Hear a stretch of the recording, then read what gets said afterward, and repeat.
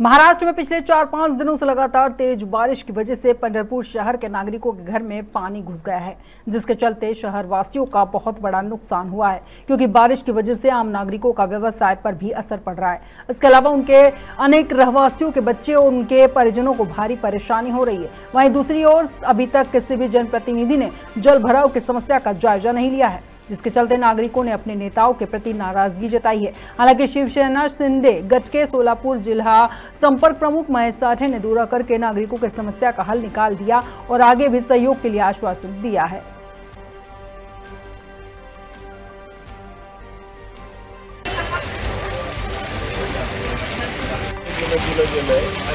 त्याच्यामुळे या भागामध्ये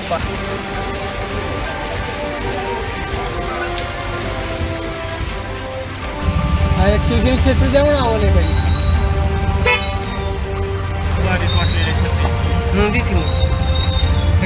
आता हा रस्त्याच्या बाबतीत किंवा ह्या सगळ्या गोष्टीच्या बाबतीचा हा मुद्दा आपल्यासाठीचा महत्त्वाचा नाही आहे। आता पुराच्या परिस्थितीमध्ये अडकलेले जनते त्याला कशा पद्धतीने दिलासा देता येईल या गोष्टीला आपण प्राधान्य देण्याकरता राजकारण करण्यासाठी आपल्याला मला वाटतं बाकीचे दिवस पडलेले आहेत, परंतु तुम्ही सुद्धा चौथा स्तंभ आहेत।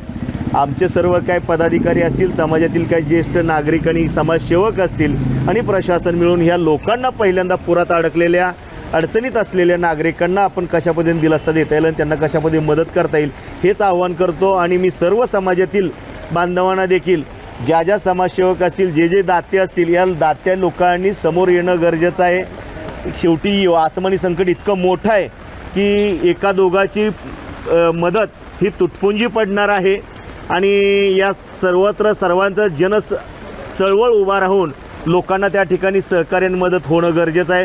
म्हणून आपल्या माध्यमातून मी सर्वच पंढरपूरवासियांना नव्हे तर महाराष्ट्रातील सर्वच दात्यांना आणि समाजसेवकांना त्या ठिकाणी आवाहन करतो की आत्ता खऱ्या अर्थानं जनतेला आणि समाजाला आपली मदतीची गरज आहे, तर अशा वेळेस आपण येऊन मदत कार्य करावं ही आपल्याला त्या ठिकाणी विनंती करतो। पंढरपूर नगरपालिकेचे अधिकारी अशी घटना झालेली असताना देखील फोन उचलत नाहीत आणि सहकार्य करत नाही असा नागरिकांचा इथला आरोप आहे।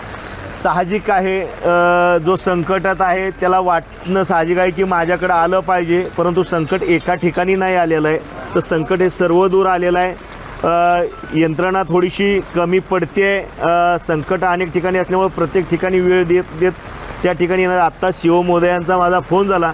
शिवमहोदय 10 मिनिटांमध्ये या ठिकाणी येऊन त्या ठिकाणी आपल्याला कशा पद्धतीने उपाययोजना करता येईल याची देखील आपल्याशी पण आणि माझ्याशी पण ते त्या ठिकाणी चर्चा करतील।